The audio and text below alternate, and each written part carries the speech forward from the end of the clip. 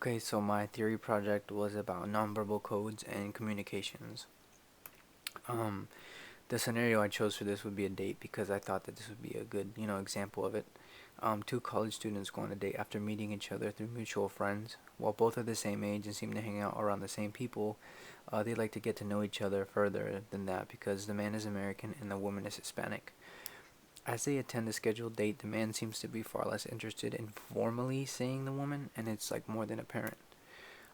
Right off the bat, physical appearance. As we learned in the textbook, while things like body shape, height, and weight are characteristics in physical appearance, ones that are examined the most during a date are obviously grooming and clothing choice.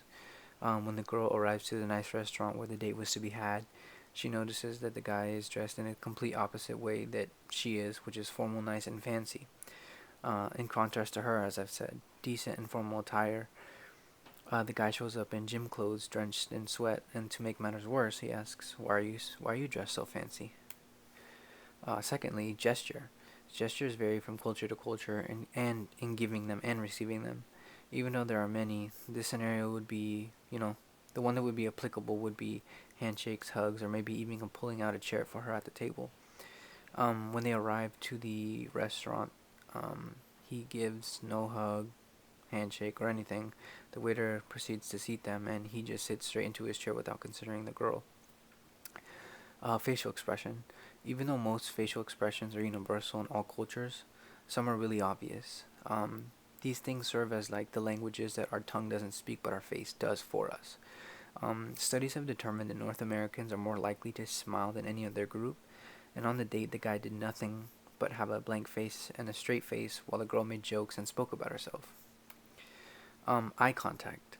That is very, very vital to these nonverbal codes and communications that we have with one another.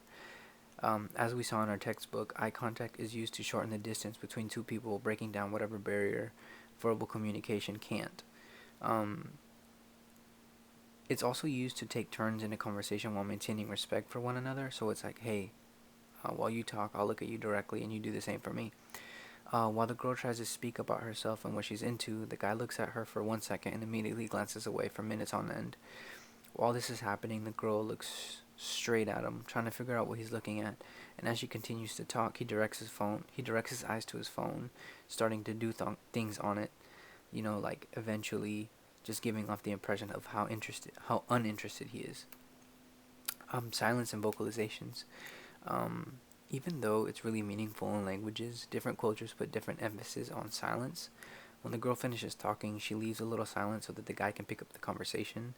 I mean, because he's really uninterested, though, he lets the silence consume the conversation and makes it really awkward. Um, and for vocalizations, these consist of the ah, aha, and ers across communication. I mean, they pretty much carry like the mood and emotion that the speaker has.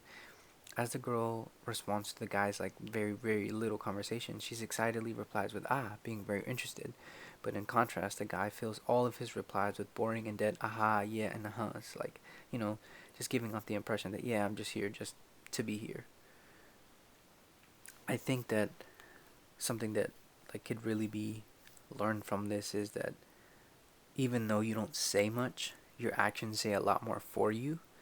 Um, your actions, your words, always. I mean, they all clearly like they have some weight, but there's a whole other realm of communication that is like very misinterpreted and maybe looked at the wrong way because people don't know how to like take it. But stuff like this is obviously easy to read, and I think it's really important to actually notice them in other people, but more importantly in yourself because it's really reflective of what people are going to think of you and how people are going to receive you.